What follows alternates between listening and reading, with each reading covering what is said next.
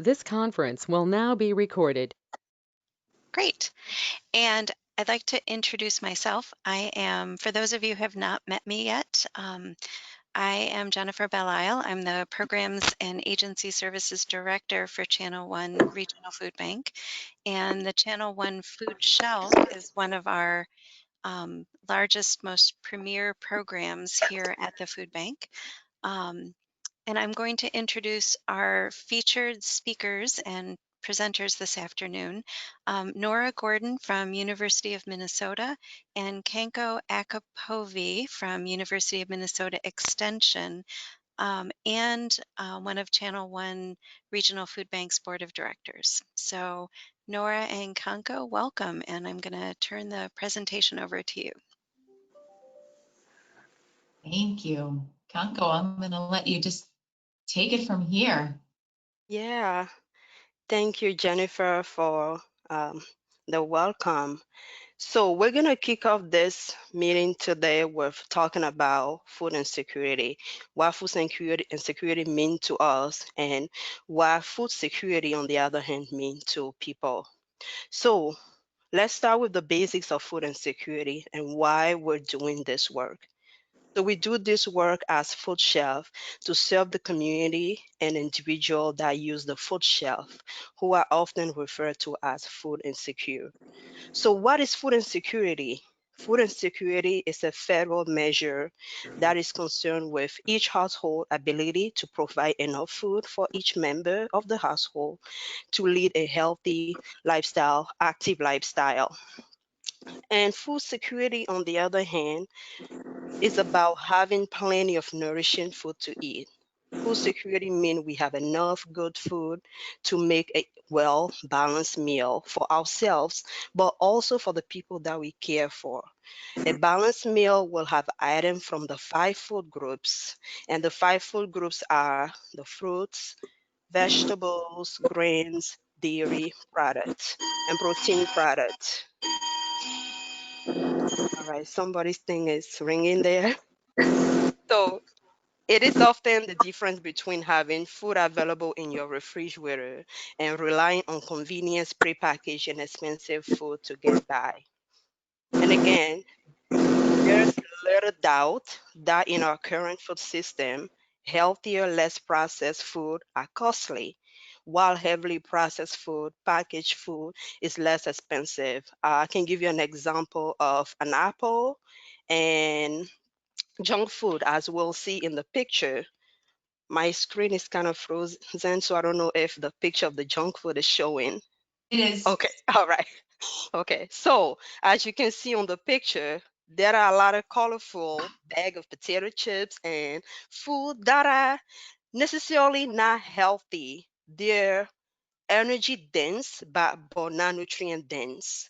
When we talk about food security, we want families to have a well balanced meal, food that will give them more nutrients like protein, fibers, minerals, and food that contain water based products like fruits and vegetables, and whole grain also. So at the super shelf, we don't just focus on providing any food. We specifically focus on providing more healthier food to cook meals and culturally relevant food. You know, the Rochester area or Olmsted County as a whole is getting more diverse. So the healthier, more culturally appropriate food we have, the better. Unfortunately, the reality of food insecurity is that often healthy food that we all know our family should be eating are out of reach of the family that are food insecure. And also diet heavy in the food that are not healthy, like the prepackaged food that you're seeing on the screen. They oftentimes lead to unhealthy diet and also diseases like heart disease, diabetes, and hypertension, to name a few. And we don't want any of that. And we also don't want it for ourselves, but also for the clients we're serving. Next slide, please, Nora. Yep. Got it. So, why food shelf? Well, food shelf once filled a temporary emergency need for family, but things have changed. Nowadays, they're feeling a chronic need for families. So even the families that are working or also on governmental assistance, getting other benefit, are still needing food from the food shelf. Food shelf is a place to provide healthy, stable food that are most expensive and providing the less convenience food, which are usually the less expensive food. Food shelves are important to provide stable food like the meat, the fruit, the vegetable, milk, eggs, all those healthy food that family may necessarily don't have the means to purchase. So access to good food we enjoy is important to everyone. And in 2017 and 2019, the Super Shelf team did a survey to kind of find out what people really wanted. And I'll let Nora now get into that and talk to you about what the survey is. Great, thanks so much. Like Kanko said, we did a survey in 2017 and 2019 of a statewide client survey. Food shelves had the option to participate. And so 2019 results, which are, we're just releasing these, so this is kind of exciting to be able to present this to you. We had 220 food shelves participate in Minnesota, which represented 5,529 client voices, which we were pretty thrilled with that turnout. So what we really heard are highlights, which were very similar to 2017. What I think was most surprising and encouraging to know that we were on the right track with the work that we are doing is that very, very similar results from 2017 to 2019. The need is not going away. And what we found is that clients get a large portion of their food from the food shelf. 55% said that they get half or more of all of their total food from their food shelf in the last 6 months. That's a lot of food. And then we also know that clients want healthier food from their food shelf. Both years in a row, we surveyed to ask what were the top foods that clients were requesting and that they'd like to take home every visit. And both years in a row, it was the same top 5 foods: meat, poultry, and fish, fresh fruits and vegetables, dairy, eggs, and cooking and baking. And what I think is most important to also take away from this is that these foods, we asked a very long list of like over 20 different foods, which included chips and soda and ramen noodles and mac and cheese, as well as more of the healthier staple foods like fresh fruits and vegetables, dairy, eggs, meat, poultry, fish. And these, so out of that whole option, these top 5 foods rose to the top 2 years in a row and didn't shift. So means that these truly are foods that clients are looking for and that they would like to take home from their food shelf. We also found out that many clients have basic cooking skills for fruits and veggies, and 96% they knew how to prepare the fruits and veggies that they were taking home. Nora, can I just jump in and let our volunteers know that Channel 1 Food Shelf participated in both surveys. In the 2019 survey, we collected, gosh, I think it was about 225 client surveys. So we'll get the specific information for Channel 1 Food Shelf in the future.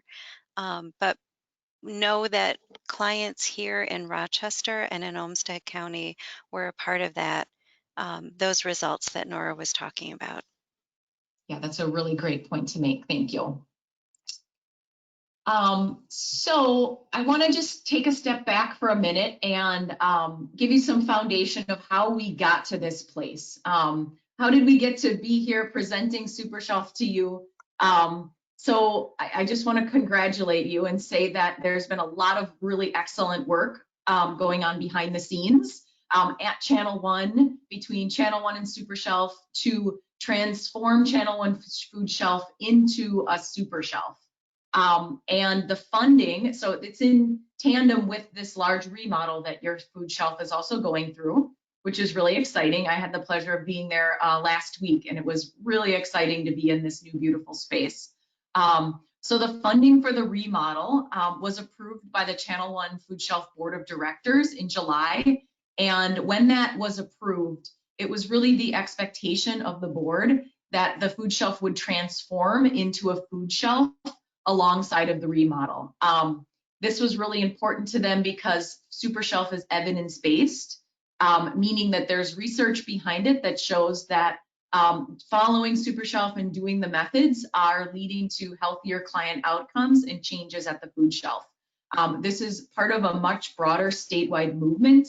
About 40 food shelves now have transformed in Minnesota, which is really exciting. So it's really great. We're excited to have Channel One be part of that cohort of food shelves, kind of on the cutting edge of where we envision food shelves and hunger relief to be moving. So what really is SuperShelf?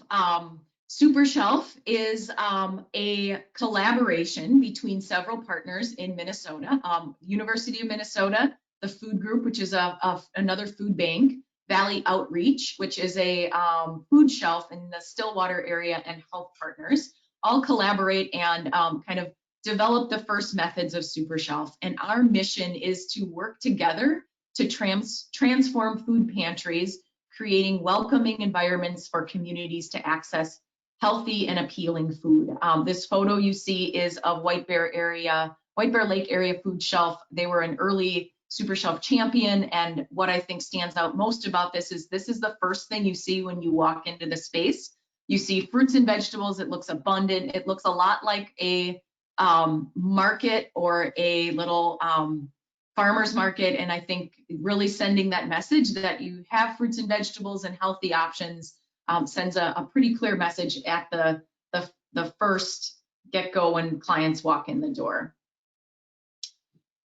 I want to talk a little bit about equity and the intersection with SuperShelf. As Kanko mentioned, Olmsted County and Rochester are becoming more diverse, which means that as the county and the city becomes more diverse, it's important to meet the changing population's needs. SuperShelf is client-centered, meaning we put the clients at the center of all we do for our decision-making. And equity really is at the heart of our values of why we do this work and our mission. And I really hope that you will join us for part 2 of this training, which will be later on this week on Wednesday and Thursday, and that'll be hosted by our friends at the Intercultural Mutual Assistance Association and the Diversity Council.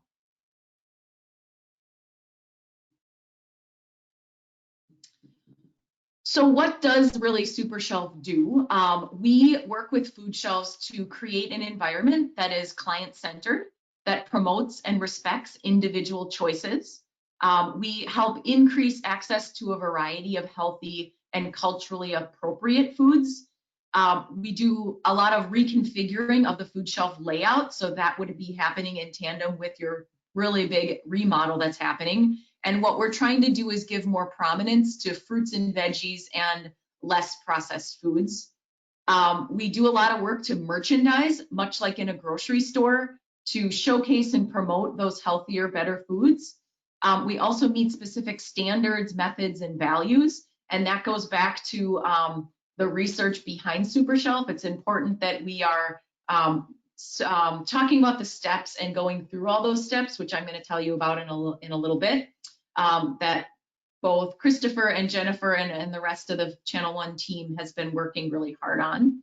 And really overall, what we're trying to do is make the healthiest choice the easiest choice for everyone. SuperShelf is consultant-based, meaning Kanko and I are here to walk you through the transformation, and we've been working a lot with both Christopher and Jennifer and staff.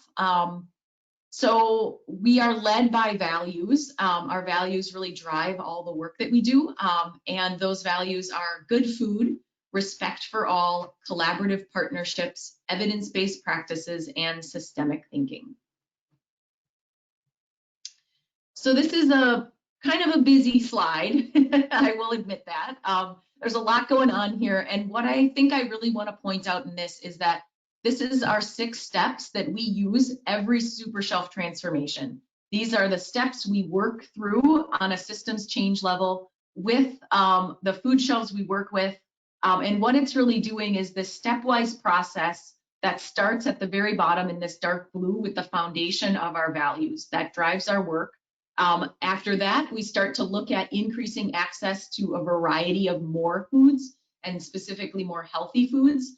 And then after that, we think about how it looks in your food shelf by increasing the appeal of foods and how it's displayed. We use behavioral economics, which is kind of a fancy word for talking about why we make the decisions we make when we're in retail environments.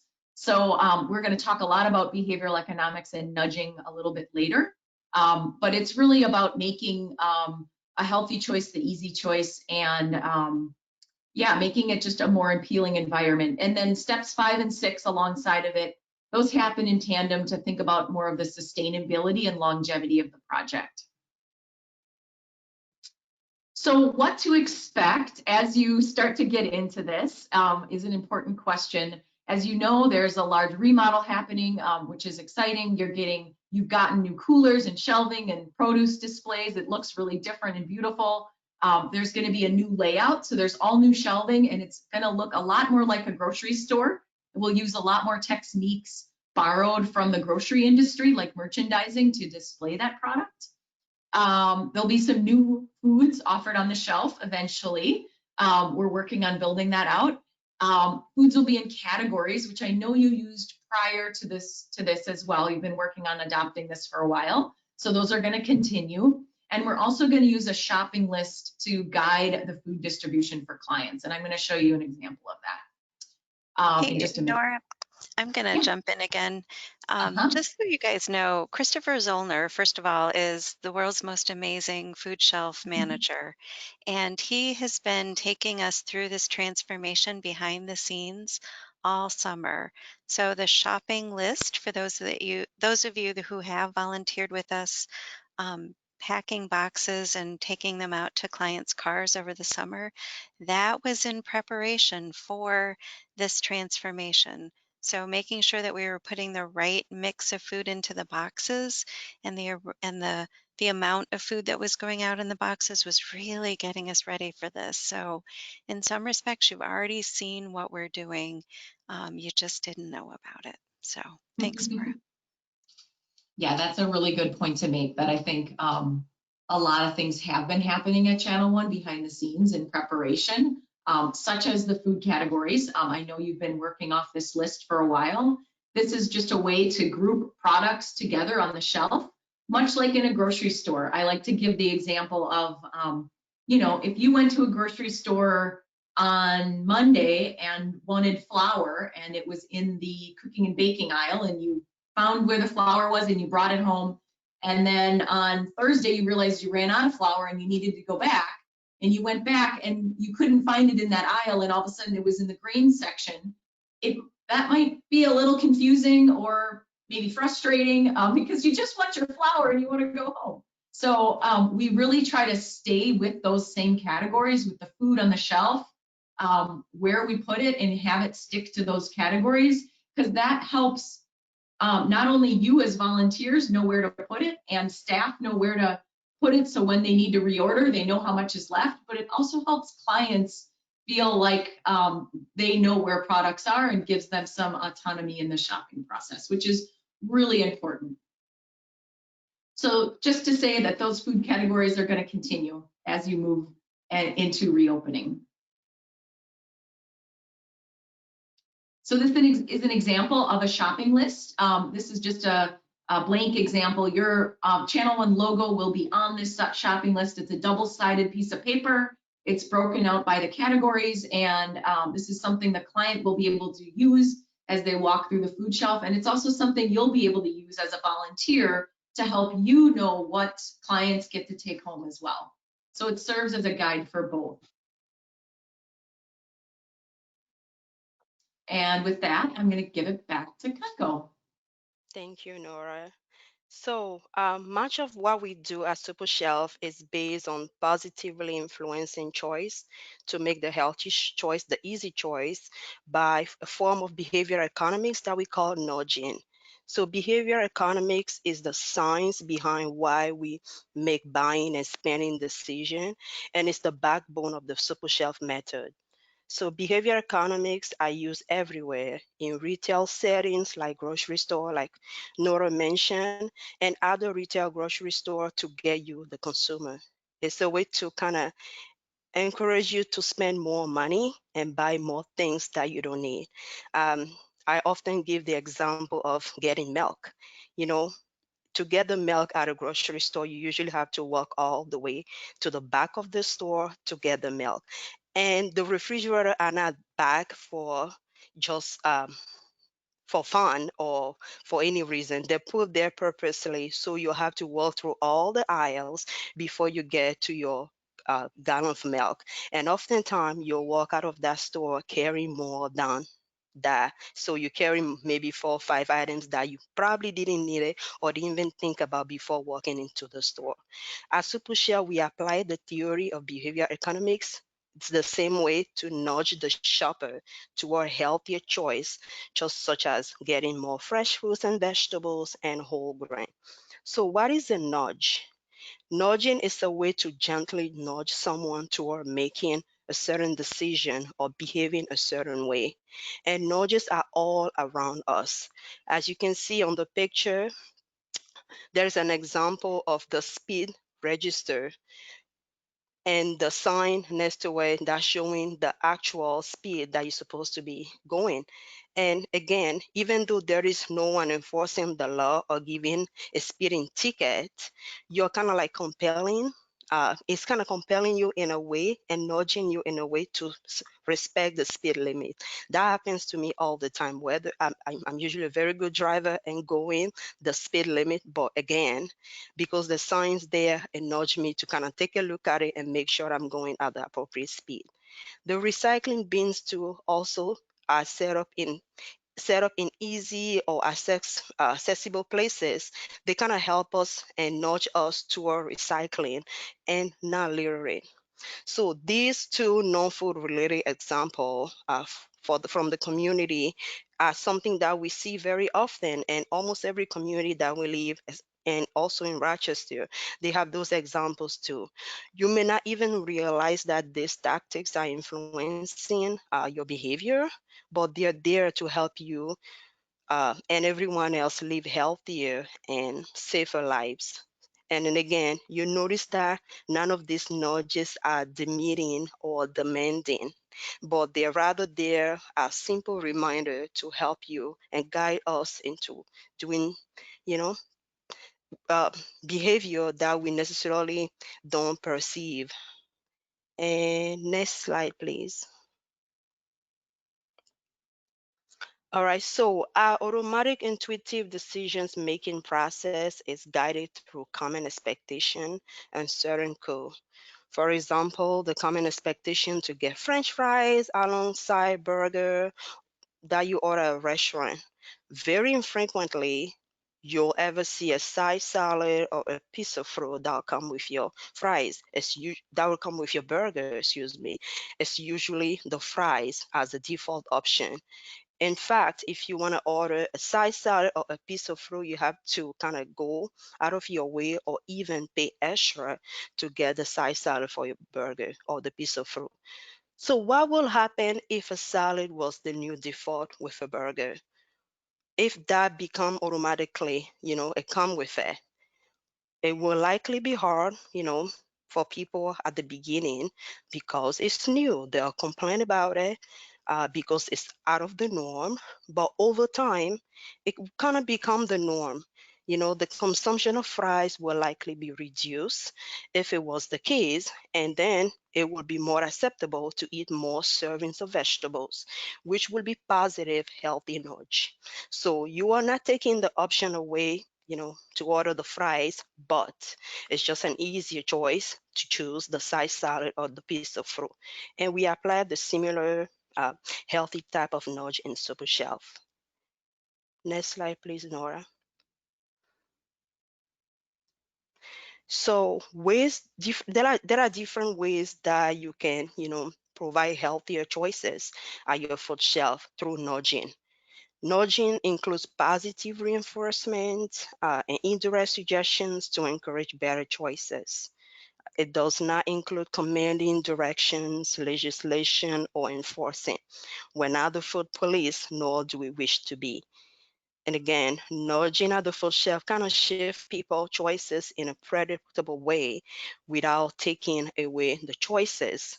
And some examples that come with nudging are the layout. As you'll notice in your new food shelf, the client will start their shopping with fresh fruits and vegetables. And there are different categories that Nora went over. And they'll know once they go in the food shelf that, oh, now I have the grain sections, the fruit sections, the vegetable section, and so on.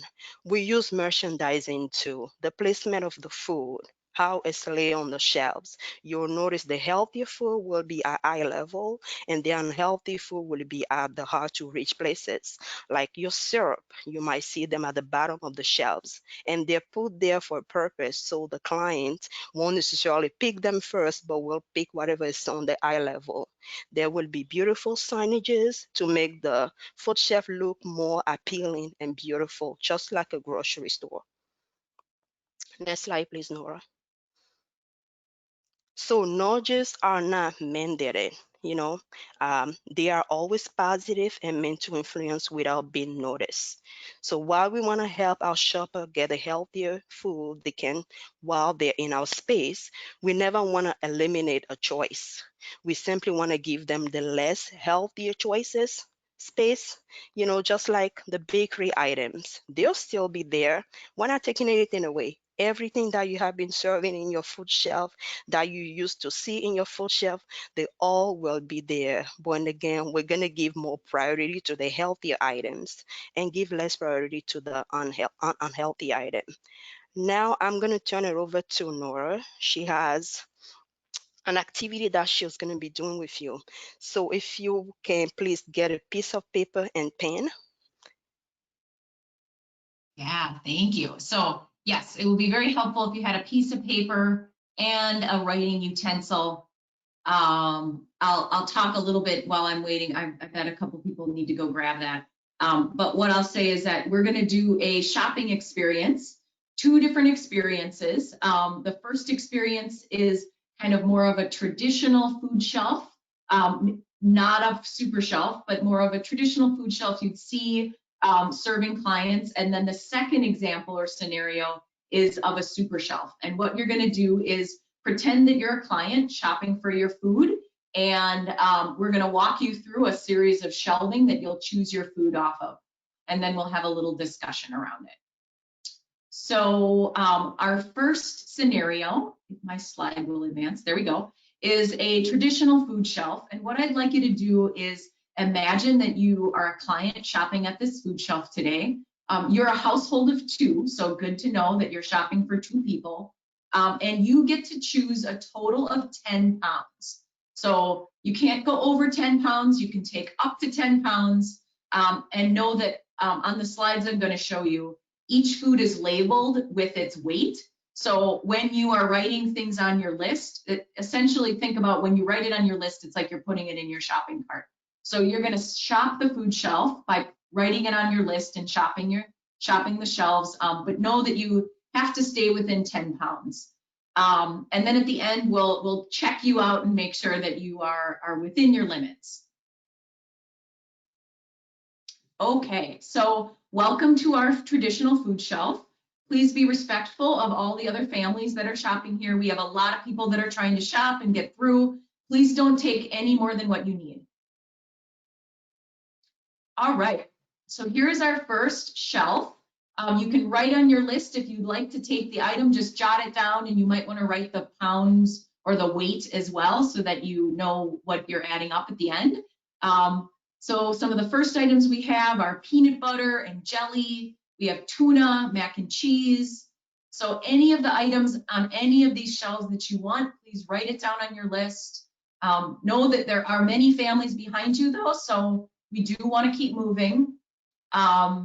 We have a lot of cupcakes today in bakery and sweets. We just got a big donation in, so please take all that you want of your cupcakes and pie and sweetbreads. We have a lot of that today.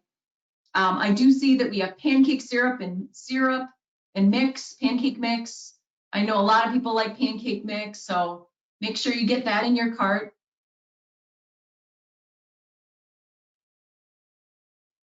Some soups, ramen noodles, cereal. Oh, and right there in the middle of the shelf is milk, so make sure you don't miss your milk. You can take one of those.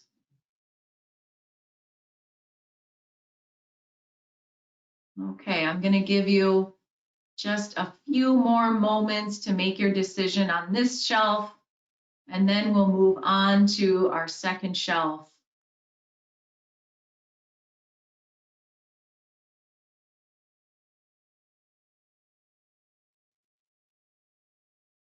Okay, you can finish up your decisions on this shelf, and then we're going to advance to the next shelf.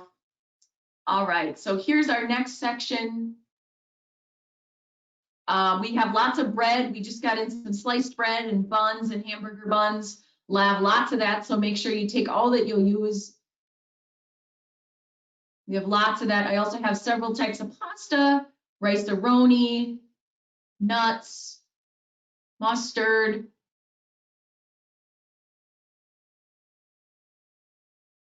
And then I guess right at the end here, I do have some bananas, a bag of apples, some salad greens and carrots. So if there's any of this fruits and vegetables you want here at the end, just go ahead and jot them down, throw them in your cart.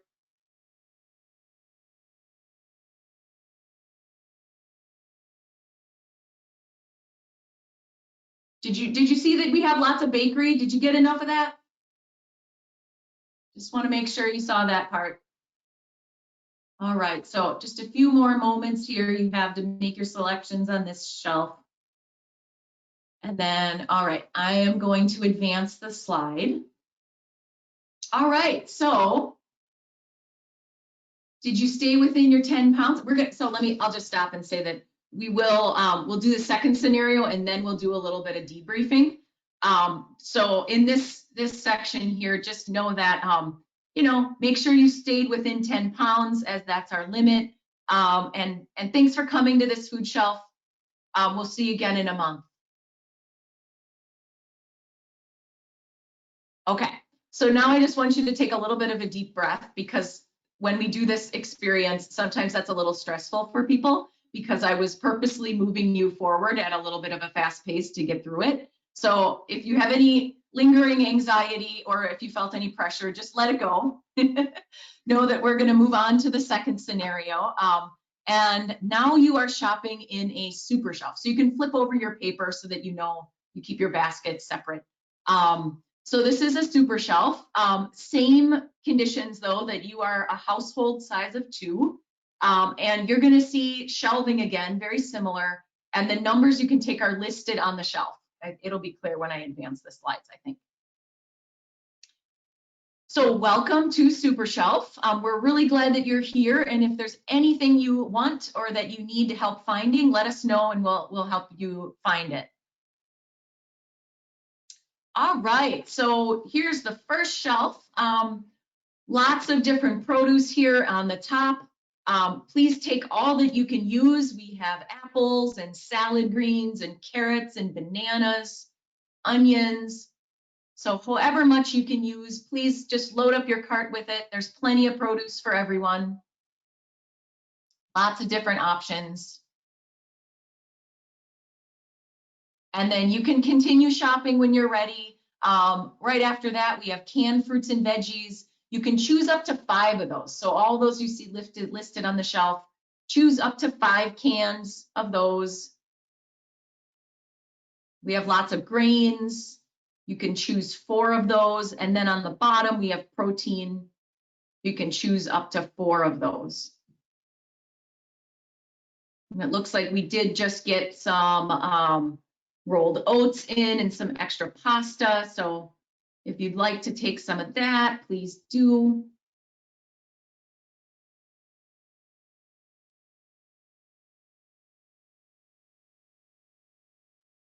These pinto beans are a really nice option. I like to soak them overnight. They're the dried kinds.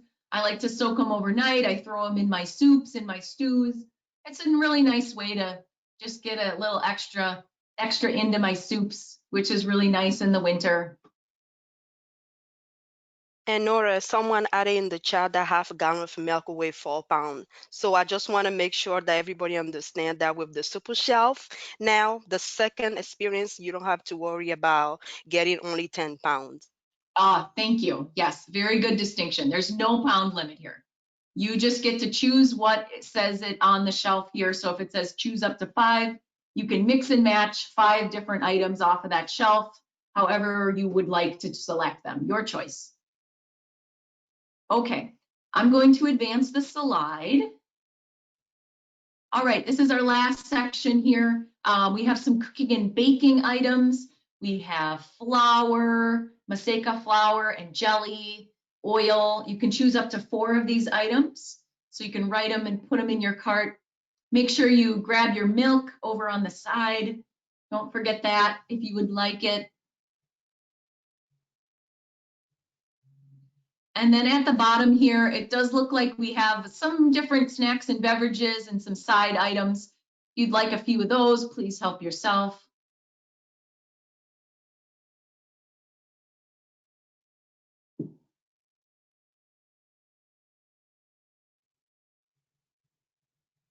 Okay, so did you make your choices? I'm going to move forward. All right, so if you have any questions, I hope you found what you're looking for. Thanks for visiting us. Okay, so I am not checking the chat. If somebody else, it's a little hard for me to check chat. I'm sure you're on it. I'm guessing you're on it, Jennifer. So we were having a little side conversation about recipes in the chat, and I will get my peanut butter garbanzo bean recipe to everyone later. I love it. That's a great nudge. Makes me want to do it. So I just want to take a brief moment here to reflect on those 2 different experiences from shopping in a traditional food shelf and a super shelf. If you feel like you have a comment to make or something that really that you want to reflect on, how are those 2 different experiences different to you? How did you feel in each of them? If you want to pop in and mention anything, you can unmute yourself and go ahead and speak. Anybody have any reflections? I was amazed at how much food I could get with the super shelf option. Okay. So you got more food with super shelf. More food, and healthier food, not processed. Yeah. So how did your cart look in the first experience versus the second experience? Like what was in it? Anybody? First experience, I had the peanut butter, the milk, rice, cupcakes. Of course, I had to have some cupcakes. Oil, unlimited bread, rolled oats, and then tomatoes, bananas, apples, salad greens, and onions. And in the second, in the super shelf cart, unlimited apples, salad, carrots, bananas, onions. That was just like, whoa, there was just a lot of food options that if you put your imagination to, that you could, make a month's worth of meals. Yeah. Yeah, so I will point out that all of the items on the first experience and the second experience were exactly the same. There was no different types of food on the shelf. They were just reorganized in a different way, and you were able to shop for them in a different way. So that's like a prime example of how we're using behavioral economics to just nudge a different choice and also make the experience a little bit more welcoming and inviting. I don't know if anybody experienced this, but there's no way I would be able to add up 10 pounds, converting ounces to pounds, no way. No. I don't think that you used pounds previous to this anyway. You had done away with that system a long time ago, but believe it or not, that's a very common system in food shelves is to have to, you get 15 or 20 pounds or whatever. So I think, it's just a really interesting experiment to think about how you move through the food shelf and your experience really matters. I thought it was really helpful having the categories and then knowing how many items I could pick from that category. And Yeah. like you were saying, it's hard to add up weights or dollar amounts or numbers of tickets available or however you want to ration what's available. But if you have a limited category that is displayed in a way that's clear that this is the category and then a number of items available for that category, it's a lot easier to navigate. Yeah. And I think, something that I've also seen at the food shelf level is it becomes a lot easier for volunteers and staff too. It's just simpler for everybody and it feels better too. There's already there can be a lot of stigma going into a food shelf. It's hard to ask for help. It's really hard to ask for help. And like, why make that process even harder? So I think the easier and more welcoming experience we can make this for folks using this food shelf, the better. So with that, thank you so much for participating and lending your voices. I'm going to move on, and Kanko, remind me, am I talking about this or are you? Was it me? The behavioral economics? Yeah, am I going? Yes, you're going until that's right. Customer Okay. service. So what I think it's really important to point out here is that when we shop, it's often that we take the most of what we see first. We kind of like when you go through a all-you-can-eat buffet. If we put sweets or a refined pasta or a grain first, we're probably going to load up our plates on that. And that's why when you go to an all-you-can-eat buffet, they put protein and the more expensive foods last, in hopes that your plate is already pretty full with the cheap stuff. We flip that on its head in SuperShelf, and we put it the more expensive things you'd find in a grocery store, the more things that are bright and colorful and appealing and healthy. We put those first, hoping that people will load up on those more in their carts first. We tend to take more of what we encounter first in our shopping visit. So that's why we always put fruits and vegetables first when we're doing every single SuperShelf transformation. You've seen this photo already, but this is the before and after photo. The first photo is what it looked like before. The first thing clients could choose was fresh baked items. And then there was some banana boxes full of produce on the side there. It still is an attractive, it doesn't look unorganized, but it certainly sends a much different message of what you might want to select. So really using the option on the right to drive making healthy decision-making choices. This is a before picture of Department of Indian Work, food shelf in St. Paul. This is the first picture. This is the before picture of what you saw when you walked in the front door. This is the after photo. So we reorganized the shelves and we put fresh produce first. This is a very small space, by the way. Fresh produce first, and then really organized and clearly labeled food categories. This is the same shelving you have at Channel 1. We really focus on creating abundance. I think it's very fair to say that if you are a shopper and folks using the food shelf are already coming into this space with a scarcity mindset, having a hard time buying enough food for themselves, paying the bills, making budget trade-offs between food or electricity or car maintenance. It's so important that we provide an environment when folks enter our door that gives the perception of abundance and that there is plenty. And I can guarantee you that there is plenty. There is so much food that is in our hunger relief system that there's plenty to go around. So it's not like something that we have to be worried about that there's not enough to go around. So when we're transitioning into SuperShelf, it's so important that we really enter into that mindset when we're working with clients and make it feel and look abundant both on the shelf and in the things we say and how we act. And with that, I'm going to hand it over to Kanko.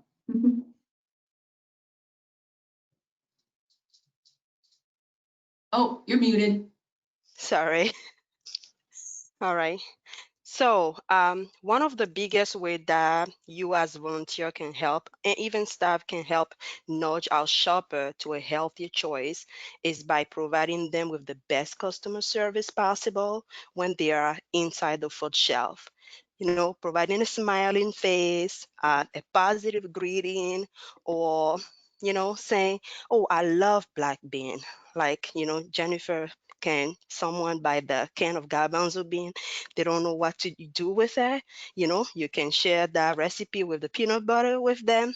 That, oh, this is an alternative to make a healthier snack instead of using a lot of sugar and flour that are not necessarily healthy for them. And then again, add to our shopper visit a positive note, and also make sure they're leaving your space feeling grateful and also happy about the experience. Many of our shoppers are already maybe feeling a little bit iffy about having to use the food shelf. There's always that stigma that comes with using the food shelf. So when they're walking into the space, we want to make them feel as comfortable as possible, because they already have all that pressure coming in at first. So we want to make sure the experience goes as smoothly and well and positively as possible. Also, they might, hurry through the shop and want to grab things quickly and select things they want. And maybe that's not what we want. We want our shopper to feel like they're walking into their neighborhood grocery store and feel good about being able to make the choices they know are best for them. And we also want to focus on um, an approach each situation from a strength perspective rather than a deficit perspective. We should know that each person have their own strengths, and never judge someone based on our behavior or the way we will be conducting ourselves if their way of behaving is a little bit different from ours. And we never fully know what someone's situation is. We all people, and we're all different with different background, so we never want to be judging them. We want to be very respectful and set aside judgment. Channel 1 is a no judgment zone, so we treat the shopper the way we want to be treated. And then again, have fun while you're accomplishing your task.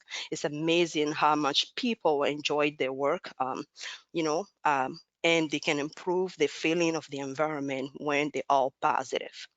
Next slide, please, Nora. All right, so the role as a volunteer is to offer help and services to, the neighbor in need. So if someone asks for food, we give them food. We trust that the people that come through the door need the food. That's why they're there. And always remember that stigma that comes with shopping at the food shelf. So we help them leave that stigma out of the door and come in a positive environment. And we never refuse food to anyone. And this is per the TFAP guideline. And Channel 1 does receive TFAP food. And if it's not a positive experience, they may not come back. And that is not good. We want the experience to be positive so they can use the support to take care of their needs and stay active in the workforce and provide, for themselves and their family. We all do better when we all do better. And then again, use positive reinforcement. Instead of saying, you can only take 3 of that, you can change that sentence, change the narrative. Say, you can take 3 of this. So just by taking the word only, you make that sentence so positively. Someone wanted to say something. So I'm going to jump in. Thank you, Okay. Kanko. Um, this is very familiar to you all. We talked about this in um, January. It feels like so long ago when we did the civil rights training. Um, that as part of Channel 1's customer service expectation, we want to use positive statements. So I really like the example and just want to remind everybody that should feel very familiar because we've been trying to do this for a long time. The other thing is that with our with our fancy, refurbished, renovated environment, we want to make sure that the environment itself is positive not negative. And so you may have seen me scraping old signs off of the walls and painting over some of the old signs. Um, we want our physical signage to be as welcoming as possible. So no more signs saying no eating in the food shelf. Now we're going to have an environment where, gosh, if a child is coming in with their parent and they grab an apple and they're eating an apple in the food shelf, that is great. We are absolutely um, happy to see that happen. Thank you, Jennifer. And I know that positive environment is so important to you. I remember the first time I met you at one of the Channel One Board of Director meeting. That's like one of the things that you mentioned, that you have been taking away those signs that are not sending positive message. So thank you for that. So as a volunteer, you can help the client choose the healthier choice too. You can do this by reassuring the shopper that healthier food can be delicious too. And by using behavioral economics that we talked about, you can help them and guide them to making the healthy choice, the easy choice. Use positive nudges and steer clear of enforcing rule, legislating or taking away choices. Like I say, everything's still going to be there, but again, the layout, the placement, everything will kind of guide them, encourage them to choose the healthier choice. Try to maintain product placement, ensuring that product are being placed on the shelves, and I'm sure Christopher is going to be on this, and making sure that everybody knows when to restock the shelves so there are not empty space, because when the clients see abundance, everything full, it sends them a signal and they know that, oh, there is plenty here. When I come back next time, it'll be there. And this also help reduce the scarcity mentality, that they have to grab everything they can, and maybe the food won't be there next time. By doing this, restocking the shelves, it gives them actually the positive effect that, oh, I don't have to worry about this. When I come back next time, the food will be there. So I only need to take whatever I need for now. Take an extra minute of two to kind of make sure everything is aligned properly, the cans of beans and everything is facing. And also make this everything look pleasant and appealing and making them look good. Smile, be positive. I'm sure you guys are already doing this, and be the person you'll want to encounter if you were the shopper. So this brings us to the end of today's training. Nora and I, Jennifer, Christopher, we're all here to take your questions if you have any. Thank you.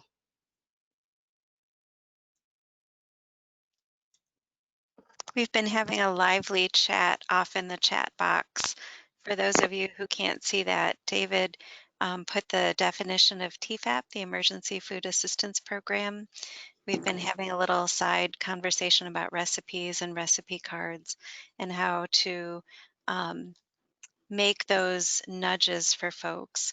Wanted to mention there was a suggestion to kind of combine some items that may be available together into a meal, and that's a great idea. That's what we're going to be doing with the end caps and some of the displays to kind of combine foods to make it look like something that people could create a meal out of. But I think the most important thing is just a welcoming, reassuring presence, and to say, do you have any questions, rather than what are you taking, or why are you taking so much of that, or why are you making that decision. We don't want it to be a judgment zone, but to say, do you need help? Is there anything particular you're looking for? Do you have any questions? Very open-ended statements. That'll go a long way as well. So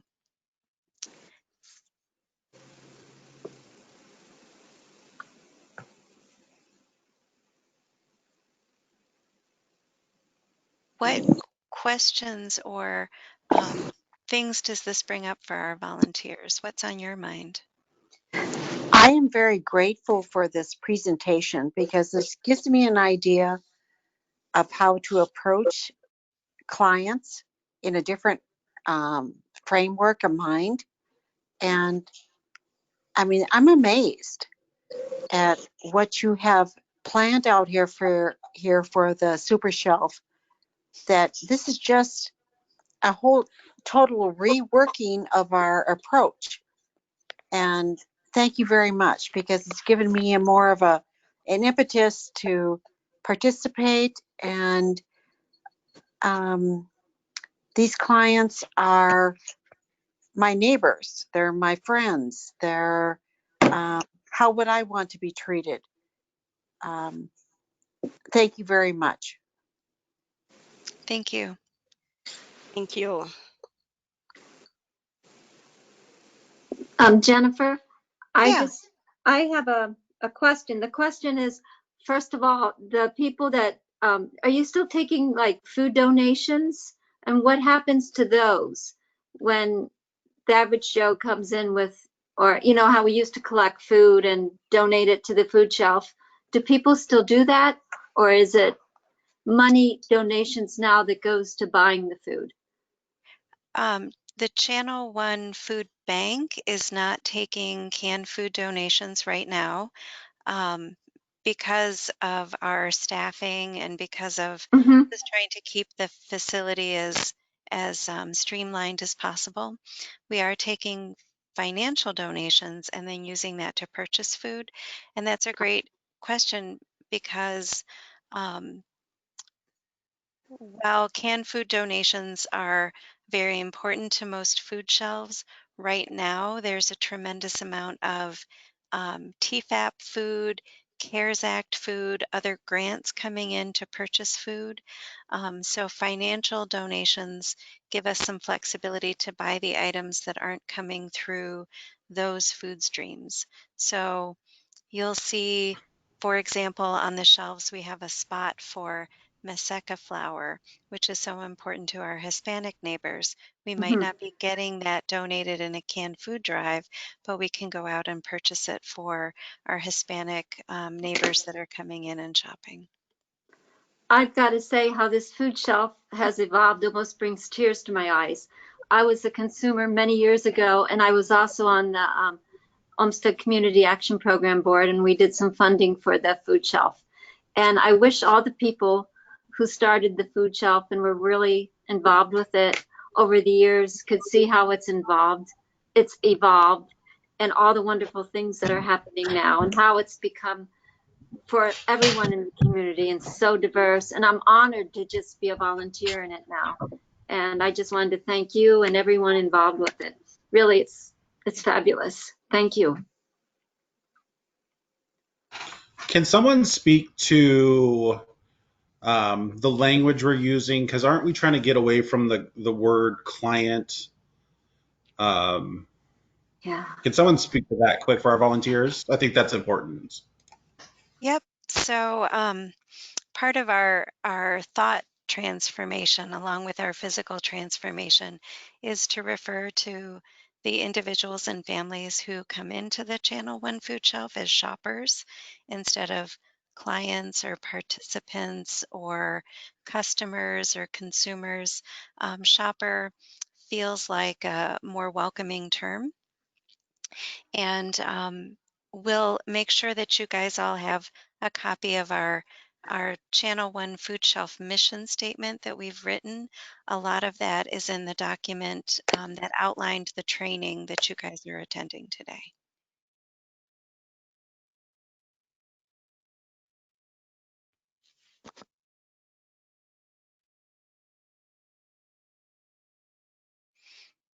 Any other questions or thoughts, especially for Nora and Kanko, while we have their time and their attention today?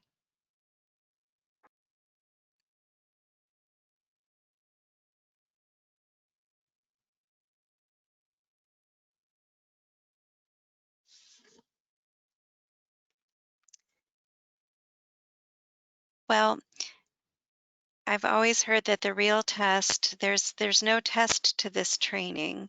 We're not going to quiz you on what you learned today. The real test is what happens in the food shelf. So our test starts this week. Your next shifts at the food shelf and in the next weeks and months, how well we do. So I'm excited to report back to Kanko and Nora about the transformation and how that's going. So want to thank our trainers and presenters, and then also want to thank all of you for your time attending this virtual training. If this was an in-person training, I would give you cookies, but can't right now. Next time.